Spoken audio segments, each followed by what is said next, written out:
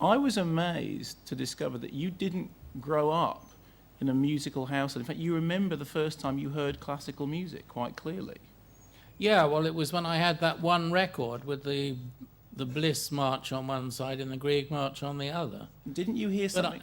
Have to cycle to your local record. Oh yeah, well, when I had a bit of a nervous breakdown at sea, and when I was recovering, I just happened to hear on the radio something that sort of revived me from my lethargy of just gazing into space.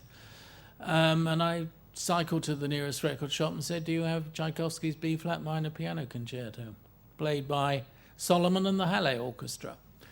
And they said yes, and I took it, and it changed my life. You know, from then on, I realized that there was a fantastic drug called classical music, and so I never looked back, and I could never play a single note of a record without having visions. So, and that was even so with the Devils. And as I was writing the script, I played over and over Prokofiev's Third Symphony, which was based on his opera Fiery Angel. Fiery Angel, which was about possession in a convent. So, couldn't go wrong. I also played great chunks of the music when the nuns were freaking out in the cathedral, because that sort of got them going. You know,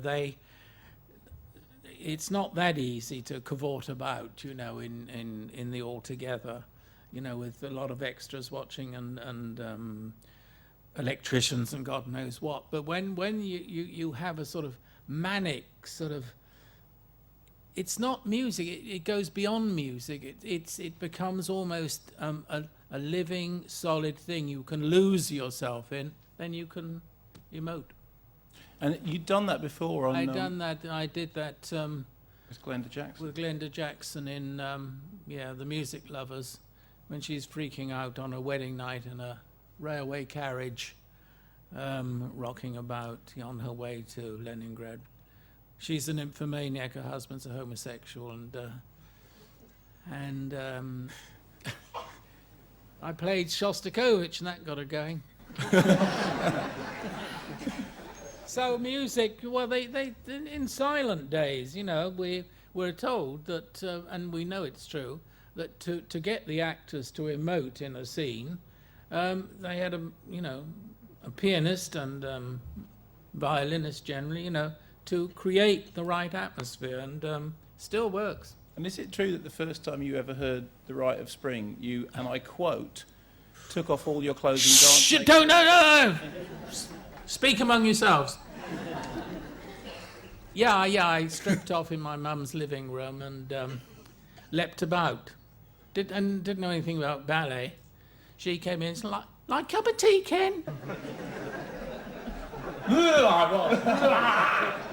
Naked and unashamed. Well, I was ashamed, actually, but still. And didn't you then have a short-lived career as a ballet dancer? Oh, yeah, it wasn't that short. Well, So I was you had a 5 years long-lived learning and 1 month dancing, yeah. And my first I danced before the crown head of Scandinavia, King Gustav III of Sweden. Did he? Committed suicide immediately. No, he didn't. That's a joke.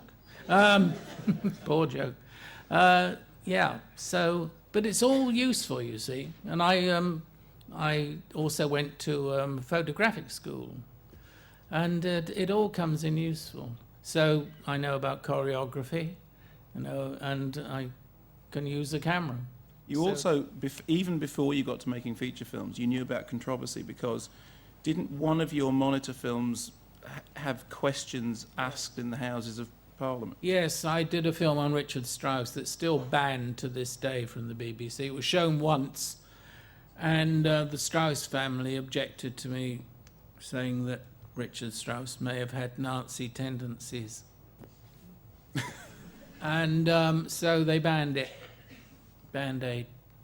And that's never been lifted, the ban? No, it's still in existence today, because they wanted to show it in New York in a festival they had the other day, and BBC stopped it. But, You saw it where?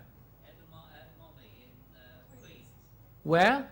Mommy in Queens. The Museum of the Moving Image at Queen's. Oh, in America? Yeah, well, yeah. That wasn't from the BBC, that copy. It was from an obscure pirate in Czechoslovakia, who shall be nameless. And before I show this, the second clip from Hell on Earth... which Hey, did you like it? Great, yes, it's great. Well, maybe it'll be... Maybe I'm unbiased. It's an unbiased opinion. Totally unbiased. No, it's really good. And before I show the Yeah. second clip from Hell on Earth, the thing I just... But do they want to ask any questions? yeah, they're going to have plenty of time to ask questions. This is what I get paid to do, Ken. Go. I should tell the audience, incidentally, that the first time I ever interviewed Ken on stage was in Southampton about 10, 11 years ago, when I promised you for the first time that I would find the Rope of Christ sequence. And midway through the interview, Ken decided that he was bored with the questions and walked off. So I hope things are more thrilling today. Well, it's up to you guys. We'll answer anything.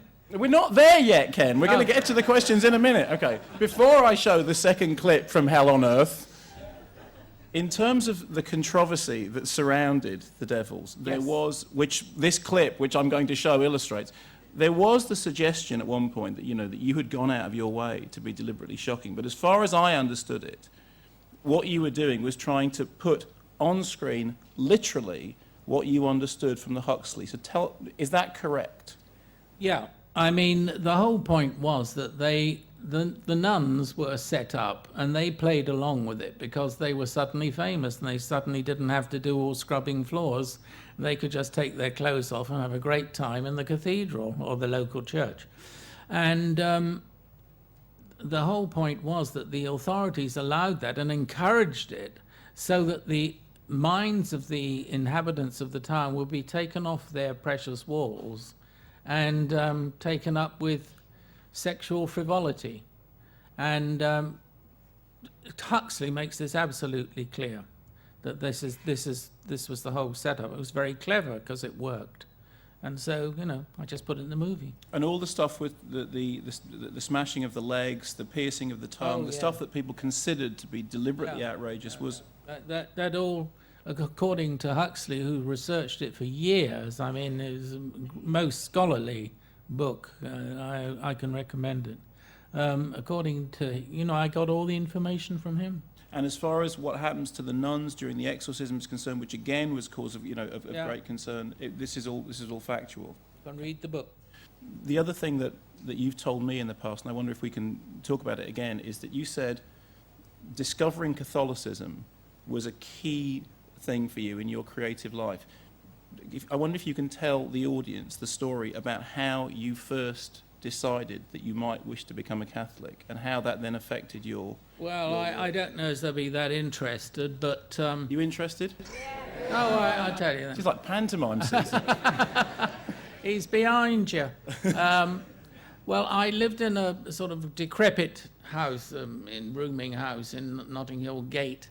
Everyone had a little hutch room, and it was always freezing cold in this house. And there was a very vociferous tax collector called Norman Dewhurst who'd just been converted to Catholicism. And he was, I knew nothing about Catholicism, didn't know much about Church of England either. But he was very enthusiastic, and he really turned me on to the faith by saying that, that God was a sort of spaceman in the sky, and if I joined up, I could be a space cadet. And we had this amazing device where we could actually contact the great spaceman. And I said, well, what on earth is this? And he produced some wooden beads. And by telling these beads, you're in direct contact. And I thought, this is science. I didn't know Catholicism was really science fiction. So I thought, I want to be a space cadet. So I went to the Poor Clares, who were really great. So after talking to them for 6 months, my little 16-year-old novice who'd instructed me said, I think you're ready now. So you go up to the Catholic Church in Notting Hill Gate, and the priest is waiting for you. He is waiting. And so I went up, and the priest said, "Well, it's a big, I'm going to baptize you. It's a big, big step. Is there anything you'd like to say before the irrevocable moment arrives?" And I said, "Well, to tell you the honest truth, I don't always believe." And he said, "Join the club." So I did, and lived happily ever after. So when I came to do The Devils, I thought I knew a bit about, the background of it all. But the effect of that, of joining the club, was that was really when your sort of filmmaking career began, Yeah. because you said it was like a light switch. Yeah, on. it was. From that minute, I couldn't do anything wrong. Everything sort of fell into my lap. So thanks, space people. Because when it came out, I mean, so many people were troubled by, the religious implications of The Devils. I think it needs to be made clear that you never intended it as a sacrilegious film. You intended it as a political attack on the marriage of church and state. Is that That's correct? right. That's absolutely right. And it was condemned when it came out, but mostly by atheists, and the Children of Light, who, had never seen the film. But the fact that it was taught by the leading Jesuit professor of film at Loyola University in Chicago, I think speaks for itself, and he's still teaching it to this day. So he thought it was an okay film for Catholic filmmakers. And of course, he was head of the Catholic Ratings Association Yeah, as well, absolutely. and gave it his Yeah. approval. And as far as through the rest of your work is concerned, without wishing to pursue this too far, how do you feel yourself now in relation to organised religion? Because, for example, I know your house, which has sort of religious iconography on the wall, although it has to be said, kitsch religious iconography. What's wrong with kitsch? No, seriously, because you see, it's not that's my whole point. It's not what it looks like, it's what it represents. So kitsch is fine, because to a lot of people, it isn't kitsch. It's kitsch to me. I've got all sorts of sort of weird and wonderful things, as he knows. But it doesn't matter what it is. It's as long as you know what's behind the iconography. And what do you consider to be behind it? I mean, do you still consider yourself to be Christian or what? Or Oh, I don't like to think about it.